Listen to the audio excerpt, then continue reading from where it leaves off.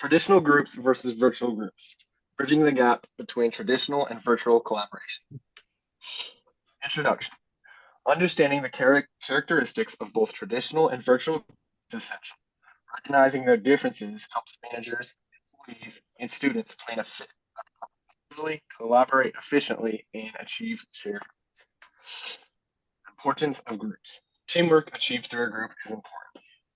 It promotes a positive work environment. It allows students and employees to achieve more opportunities, and it boosts efficiency and speeds up tasks. And it provides a diverse set of skills and experiences to solve problems. Defining virtual groups. Virtual groups utilize communication and technology and collaborate through online tools. Members of virtual groups plan and accomplish tasks from different locations. Technological tools allow us to share information at any given time or place. Communication is often achieved through calls, emails, texts, and video meetings. Defining traditional groups. Traditional groups work together in the same physical location. Students and employees work together at the same place in order to accomplish tasks. Traditional groups, members communicate face and act in real time. Real-time communication provides clear planning and efficiency. So, moving on to characteristics of traditional groups. So, even though individuals in these groups may work in different departments or buildings, regardless of where they're located, they do usually meet on a regular basis to discuss their progress. These members may also add other communication forms to these meetings when they have them in person, and that can be stuff like email or instant messaging. And there can also be subgroups who work together, and then those groups report back to a larger group. Within traditional groups, there is a lot of personal contact, and this can turn into what's called water cooling meetings, where members are able to come up with just spontaneous ideas within amongst themselves. And with this kind of contact, it can foster uh, Marty, whether workers, so this could be like where workers share a passion for like a sports team or discuss the morning commute, discuss something over their lunch break. And then such personal contact, with this kind of contact, it really helps the members see how their contributions fit within the big picture of a project and how the work benefits the organization overall. So within the hierarchy of traditional groups, there is normally one leader oversees the group, and then uh, the assignments get assigned top to bottom, given to the members. And a couple benefits with this strategy is there's both clarity and stability that are involved, and pretty much everybody knows what they're responsible for doing.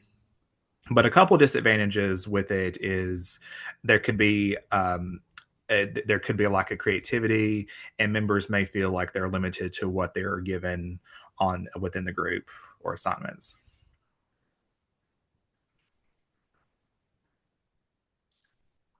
And then decision making within traditional groups, management is really the one who makes a lot of the decisions, and then they communicate that information to the group members.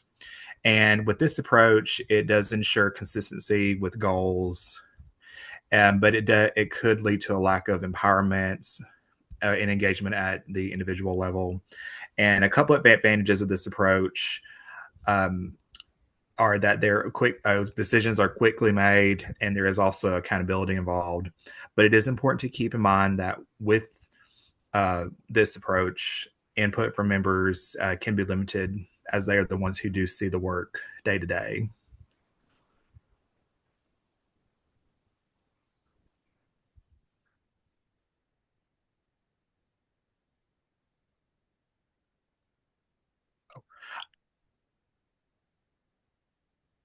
Oh, and then and it's important for leaders and traditional groups to have a strong relationship with every member in the group so that everyone knows that they are included. And then leaders also need to communicate to members with how their part contributes to whether it's to the group or project, and then in turn, that when leaders do that, that keeps members motivated.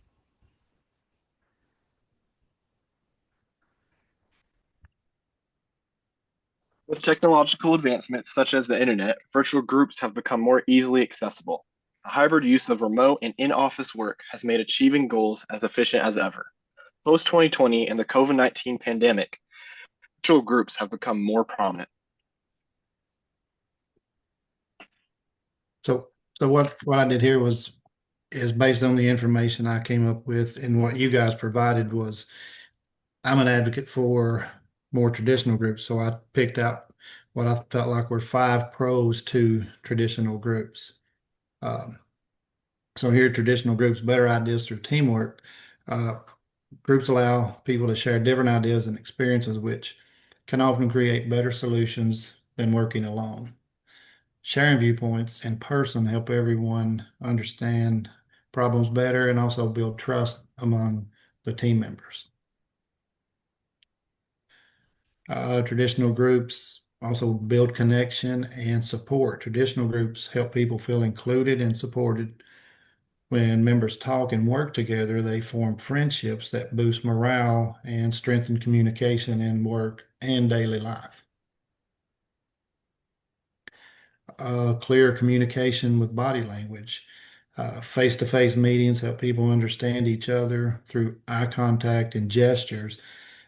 These nonverbal cues make it easier to express feelings and avoid confusion during a meeting. Improves accountability, kind of like what we're doing now. When people work in groups, they often feel responsible for others' success. You know, we're here together, excuse me, because not only do we want to make a good grade, but we want everybody involved in the group to make a good grade as well. So this sense of accountability keeps everyone focused and encourages them to meet or exceed their goals together. Encourages learning and mentorship. Groups often bring together people with different skills and skill levels, backgrounds, and experiences. The less experienced members can learn from others, which can build confidence and create personal growth. Virtual groups/communication issues. Nonverbal cues are more difficult to perceive and comprehend when using technology. With technology, messages might be lost, misread, or delayed. Virtual groups challenges with mobility and technology. When it comes to communication, technical problems might be problematic. Meetings and communications might be ruined by unreliable internet. Virtual groups decrease team bonding. Building or gaining trust is always more difficult, reduced team activities, and restricted access to in-person interactions. Virtual groups issues with performance and responsibility. Team performance is difficult to monitor. There is an unbalanced workload, and members may miss deadlines. Virtual group and collaboration difficulties. Problems with delegation, poor communication, work ethic, and difficulty exchanging ideas.